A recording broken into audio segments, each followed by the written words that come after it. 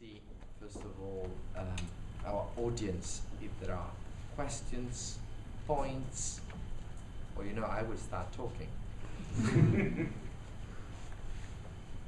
Okay, in that case, actually, I want to ask you something about, because there is in the Social Business Initiative a strand about visibility and what the European Union could do to make the sector, this emerging industry, more visible.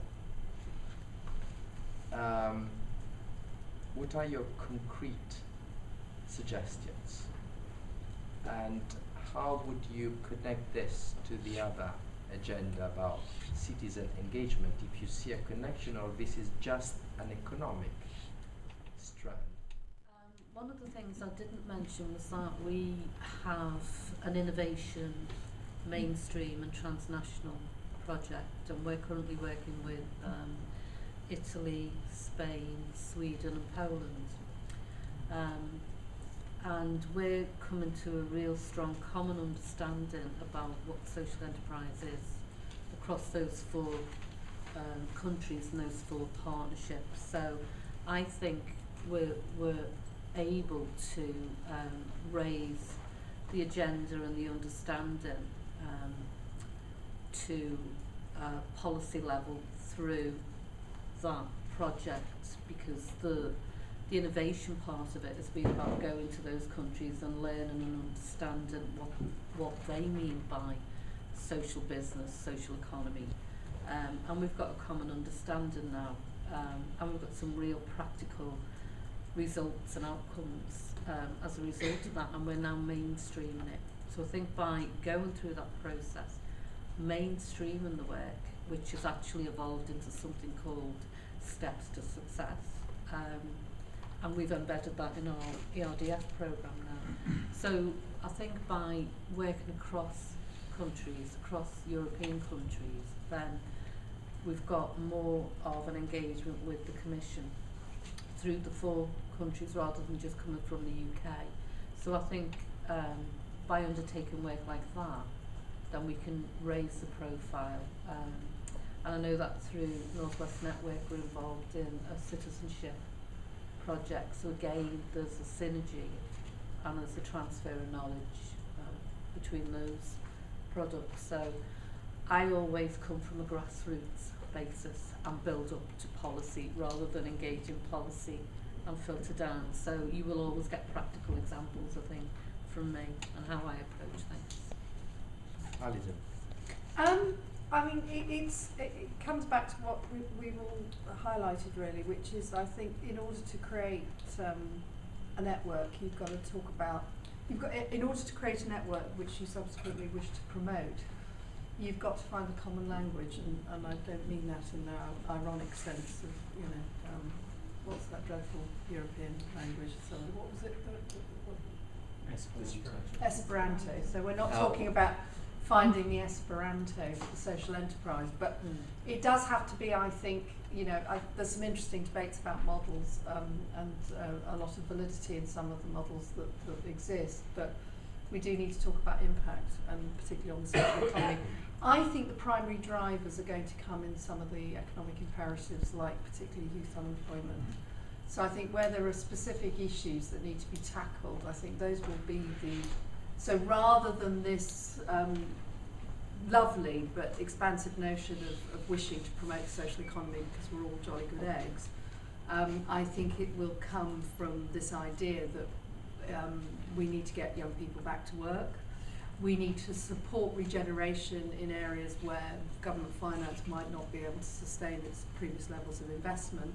And we need to create a bit more of a level playing field in terms of some countries are finding it more expensive to borrow than others, and that in turn will impact on their social infrastructure.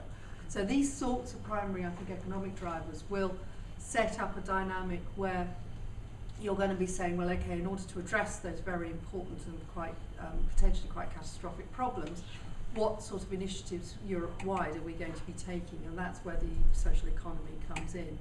And then those sorts of initiatives will be delivered in the context of the countries in which they are working and through the networks of people who we would recognise as part of the social enterprise community. And you know, I think it will be that way around. So I think to start off understanding that it will be the economic drivers, but that we need a sort of common language about how social value can be argued for in terms of policy making, and how that will ultimately benefit the social economy. And also the role, I mean, one of the things that dare not speak its name at the moment is the role of intermediaries. They are the least fashionable people. I mean, next to sort of paedophiles, we really are just, you know, I mean, I keep saying, if one more person asks me if what I do is more important than a nurse, I swear I'll become violent. No is the short answer, but nonetheless what we do is vital, and when we don't do it anymore, people might just notice. The thing is, you know, having infrastructure and being funded to support infrastructure, it might not seem like a screaming priority, but these things have exponentially sparked growth and communication, and without them, an awful lot of work and investment will be lost, but more especially it will gather a stenosis, and all our aspirations to roll out some of the learning and become instrumental in getting young people back to work and regenerating local areas with minimum investment will come to nothing if an awful lot of what has been learned and happened before has gone by the wayside, and at that stage it'll be too late to cry and spill milk. But so I do think, again, it's part of your campaign to argue the case for intermediaries that can add to the data collection and make significant and constructive contribution to the debate is actually worthwhile exercise. Cliff, let me reformulate my question. I know that you have already prepared your answer, but I will make your task more difficult. We have limited resources and time, and so also we need to prioritize. Coming from working across countries, what has always pretty impressed me is the kind of media coverage that social enterprise and the social entrepreneurs get in this country, as you don't get in other countries. I think, is this part of the visibility? I mean, as what has been done in this country to get that public awareness, is this useful? I mean, should the European Union invest, like it was mentioned before, the Single Market Week? There will be like events, conferences, perhaps ambassadors, prizes. Is this a priority for the European Union or not? Well, yes. Okay, that's the short answer. I think that social entrepreneurship is a cultural thing, and social enterprise is almost a commodity. It's a defined thing. You know, it's got some legal boundaries, like the kick structure and so on. And you sell and market these sorts of things very differently. So, you know, just think of, for example, giving and charity. Giving is a cultural thing, and charity is a commodity thing. It's got some legal definition to it. If you want to promote giving, then do it by example. You know, have celebrities be very public about their giving. Talk to your friends who are giving. You know, if you're donating to a charity, tell your friends about it, because they're much more likely to do it if you talk about your giving. It's both a sort of PR-driven and a mass communication thing. Whereas charity, if you want to promote the charity, then, you know, here's what it is. These are the legal boundaries. This is what you can trust. Money will not go for private gain, etc., etc. They're very, very different things. I think the PR, celebrity stuff is great, but I think as well you need the mass communication. If you just had the PR and celebrity stuff, you know, it's rather like having Richard Branson as your entrepreneur hero. You want to be like Richard Branson. Oh, how do I start? Because he's sort of up there in the sky somewhere, and I'm down here. So it's useful that you've got entrepreneur role models who are running a corner shop, because you can think, I could open a corner shop, and then you sort of go up the tree. So I think one of the things that Unltd has contributed to the scene in the UK is just a lot of people starting who talk about it and share, and that gets a bit of a sort of narrative going so that when the celebrities speak, there are also the accessible role models. I think that it's really tricky across Europe because social enterprise is incredibly contextual. My favourite social enterprise of all time, which is Roshan in Afghanistan, is a mobile phone network hooked up with voice recognition security software and mobile banking.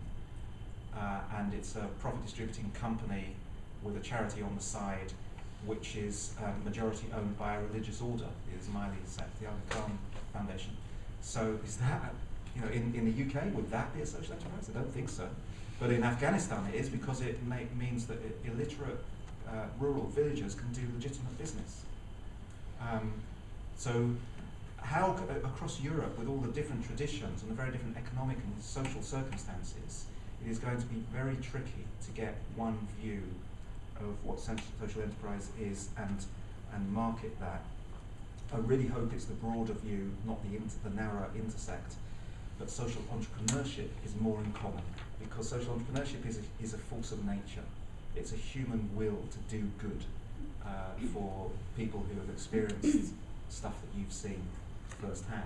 And I think that, and the PR and narrative about that, is much easier to get across Europe than the specific